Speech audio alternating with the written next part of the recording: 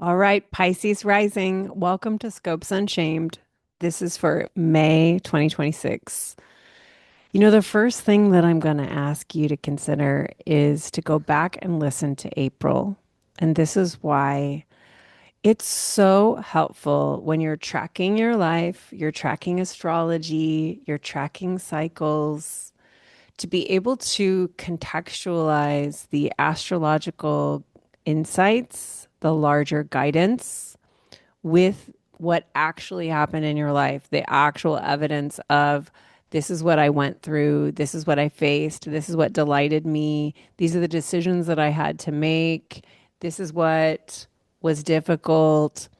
When you can look at it all with the evidence of what's happened, then you can really reframe your experience inside of the magical language that is astrology, and then you can anchor into a larger sense of this is the story that's unfolding in my life. This is the pathway that's unfurling at my feet. I know where I am and I know what's going on. Then, when you come to the horoscope, you're able to receive it from a deeper sense of understanding where you are in your path. So, I'm inviting you to do that. And then we'll get into May here. So, May 2026 has a really fun quality, which is that May 1st and May 31st are both full moons. This doesn't happen very often. So, the entire month is sitting between two full moons, which gives us an opportunity to really contemplate what is helpful with a full moon. Like, what even is it?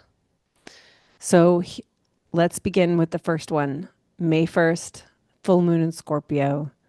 All right. So, what I would say about full moons is that full moons are an opportunity to sit back and notice what is being illuminated in your life. It's really not a time for action, for proclamations, for huge decisions. It's a time to notice what is being illuminated. This is not difficult. It means noticing what's coming up in me, what is moving through me, and what's unfolding around me. And what are my feelings about all of those things? And really tracking that and paying attention to it, listening to it, asking it questions, noticing what all of this information is revealing about what you need, what you want, what you're sick and tired of, and what's just feeling like really true and alive. That's being with full moons. So with Scorpio, we are with a full moon here that is in water, and it's deep, deep water, Scorpio. It's taking us to a place of feeling that's under the feeling.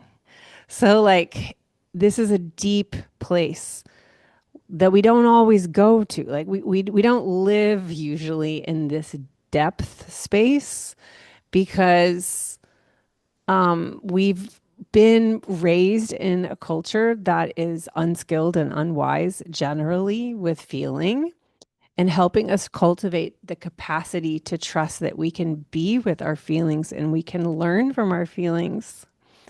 And so, a lot of why we call Scorpio intense is because this intensity that's below the surface is also something that we may not have as much familiarity with, or we're learning to cultivate familiarity with going so deep. And also because these deep feelings are very true, and truth is high sensation. And so our desire to be with truth is always going to be in proportion to our capacity to be with the high sensation of truth.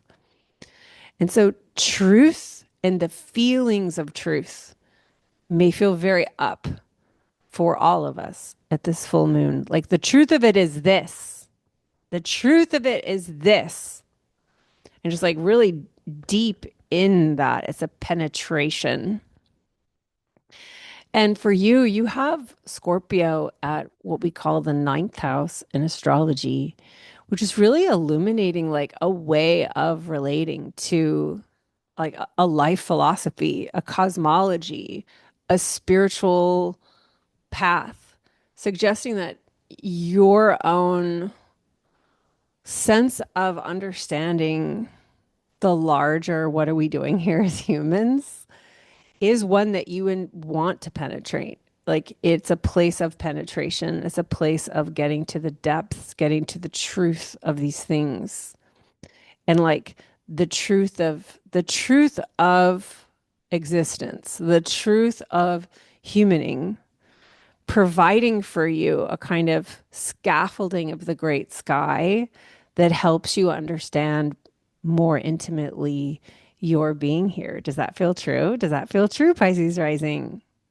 And that these deep truths can be like can form a framework for guidance that helps you understand like the larger field that we're all living inside of. So you may also feel at this time like really connected to like the larger truths of reality and how they help you to understand what you're doing here. And some of that may feel intense. It depends on your relationship that you're currently practicing in those devotions.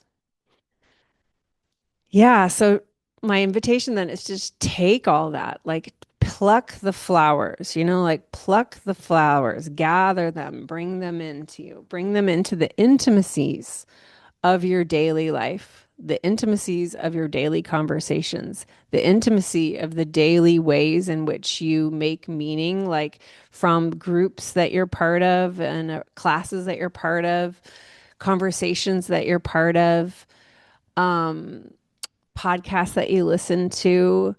Like you have the opposing sign, Taurus, which is the sign that the sun is in, because the full moon is always in the opposing sign from the one that the sun is in. You have Taurus in the realm of really like your daily mundane ways of making meaning.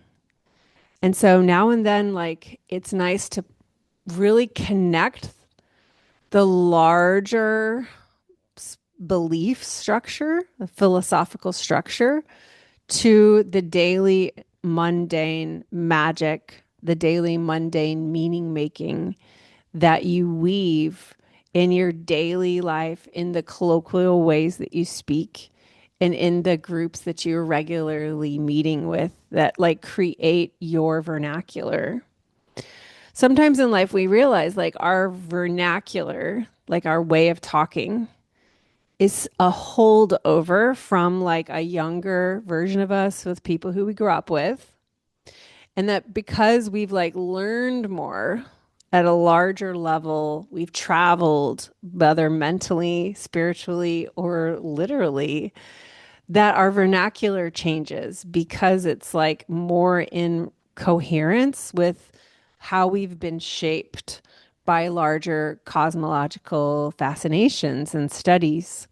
And so you're in a time where you may be realizing over the course of May, really starting in April, you may be realizing the ways in which like the ways you structure your thought, the ways you talk about life, the way you talk about reality, the way you talk about yourself, the way you talk about other people are not quite a match anymore to the truth of your larger belief structures as they've been shaped and changing over time. And you may find that over the course of these weeks here, you're getting more and more clear about something that I call an emergent no. So, and I'm talking NO. I created this framework, the emergent no, because not every no is a fuck no. That would be great because fuck nos are very straightforward. They feel zesty to enact. It's just a more easeful, clear experience. An emergent no has a little murkiness to it. And that's because, we have only so much conscious awareness of ourselves at any given time. Underneath the surface, like underneath the surface of the ocean, when you're standing on the beach, you can't see what's under the surface of the ocean. And that's how we are with ourselves, is that we can't see all of ourselves. There's a lot about us that's mystery. Part of what I like to teach is how to be in conversation with more and more of yourself so you can know more of yourself and act more from a fuller place of self-knowing. But we always will have parts of us that we haven't yet met yet. So the no is emergent because it's been under the surface of our conscious awareness. It was there. We just weren't really tending to it. We didn't see it. But now it's emerging. It's like popping up into our awareness where we're like, oh my gosh, this is feeling like a no.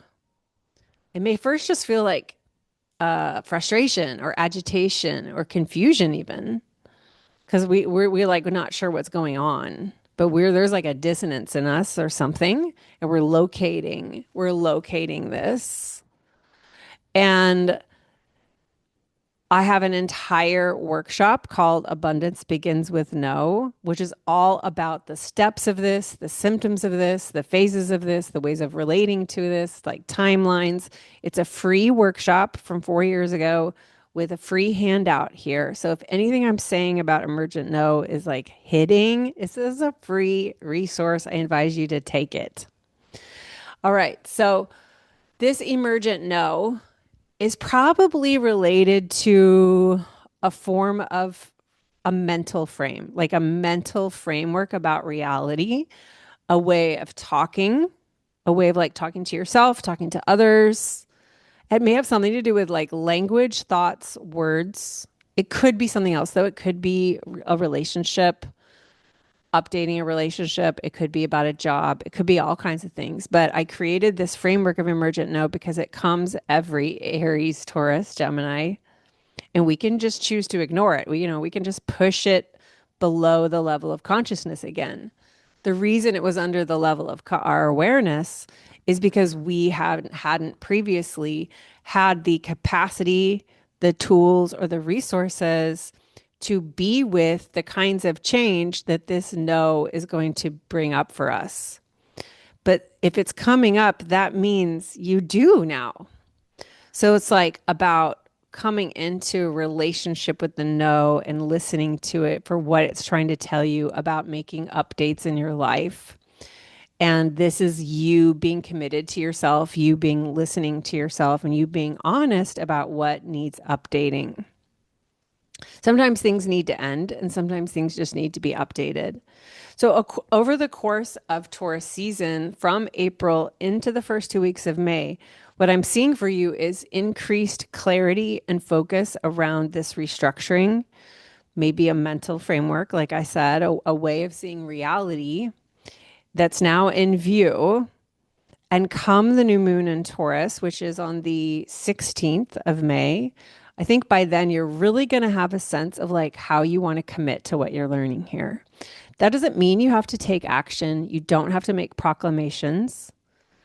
What it means more is a commitment to yourself that you are going to stay with this, that you are going to move forward with whatever you're going to need resource wise to help you with what you're now seeing, to help you with what you're now learning about yourself.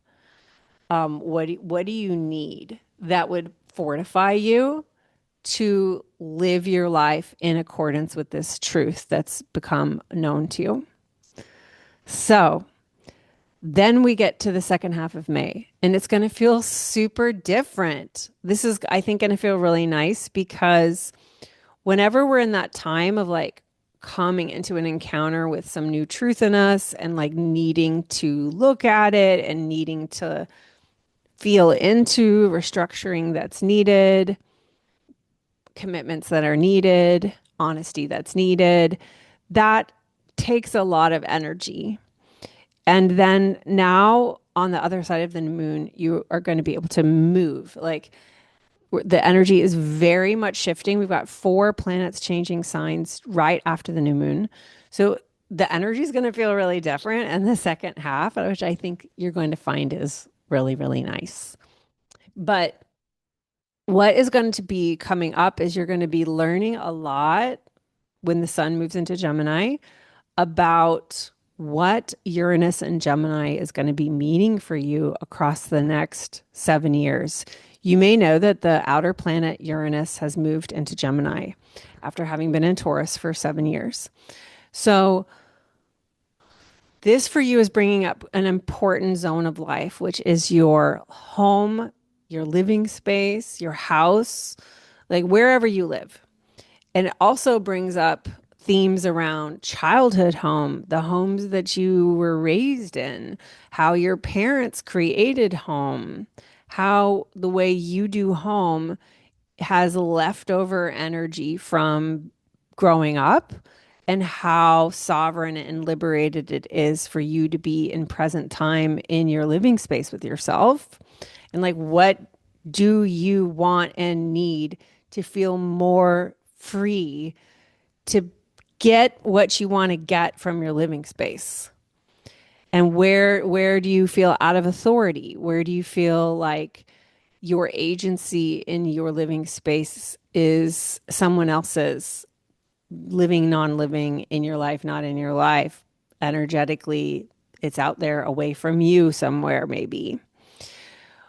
And because the fourth house often, because it relates to lineage, it also may bring up ancestral things, like ancestral tethers that need to get updated. They need to get shaken up and disrupted so that you can be liberated from lineage related things that oppress you, that confuse you, that take you away from your sovereignty and power. This is going to be huge.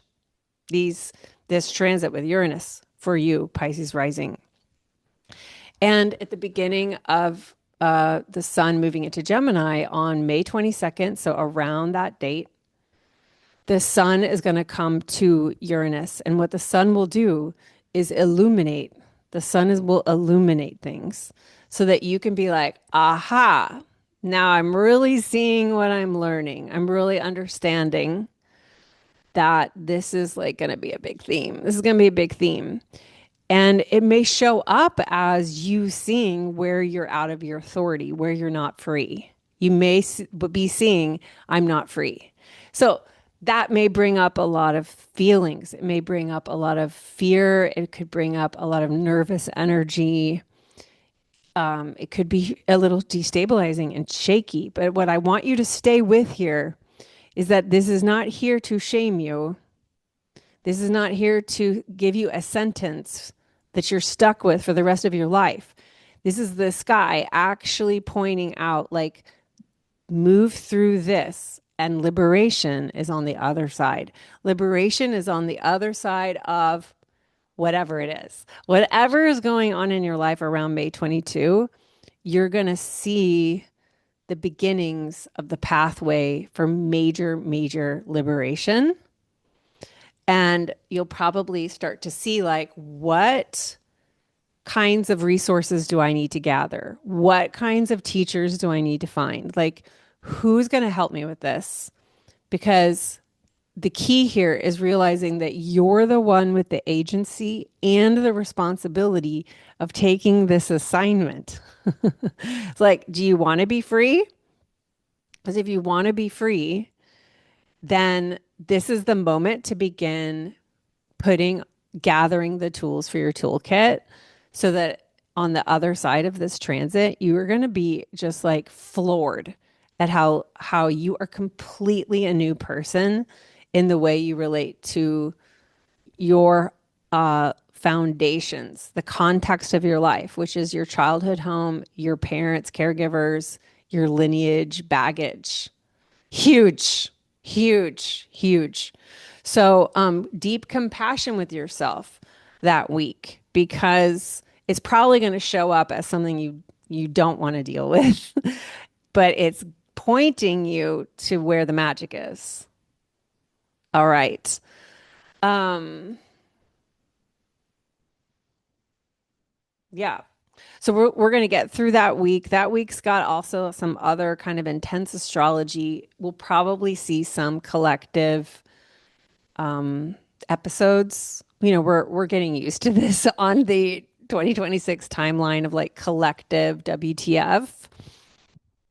I wouldn't be surprised if that week of the 20s of May, we have some of that collectively. So, what are you learning really helps you to be a person who's informed, but also can take care of yourself and to stay connected and committed to your projects and the things that you really, really care about. Because you're going to want to just kind of set aside awareness that that week you probably will want to have a plan for how you're going to take care of yourself. And then we get to the full moon in Sagittarius, which is on May 31st. It closes the month for us. So this is going to be a beautiful full moon. Like when we sit back and watch what's being illuminated, it feels to me like you are going to be noticing something that you've been learning about, like with your roots, your childhood home, the deep programming that you experienced from your family lineage line. You are going to have this opportunity to see how to care for yourself vis-a-vis how you show up in the world, what your public offering is, what your reputation is in the village square. Like, who are you known for? What are you known for? Your offering, you're noticing, is coming from a place of you having tended to and created care and structure in such a way that you are actually bringing through something that is of you. And it comes from all the medicine of the wounds of what you came from, which isn't to say that like your childhood was bad or something like big like that. I mean that we all have complicated family histories. We've all been affected by colonialism, white supremacy, and urgency culture, shame culture. And so we're learning now to heal. We're learning to deprogram. We're learning to come into our own sovereign ways of being and to share with the world from the medicine of those wounds. And so I think that this full moon is going to be pointing an arrow for you to see how that's already true and how it can continue to be true, how it continue to be something that you show up to. It excites you. It feels so generous. It feels so good to share from the medicine that you've been learning across your life. And the more you move through that material of from your lineage, the more generous you're going to feel in your public offering because the medicine just grows the more you move through the processes that help you to heal and to repair and to come home to yourself. So I think that's all going to feel really, really good as a month closer. And I'm wishing you a beautiful double full moon May. Try to listen again in a few weeks because I find it really fun to listen once I'm already like in the throes of it. Like right now, it's way out there, but if you listen in a few weeks, you'll be in it and you'll hear it differently. And then, other than that, I will see you in June. Cheers.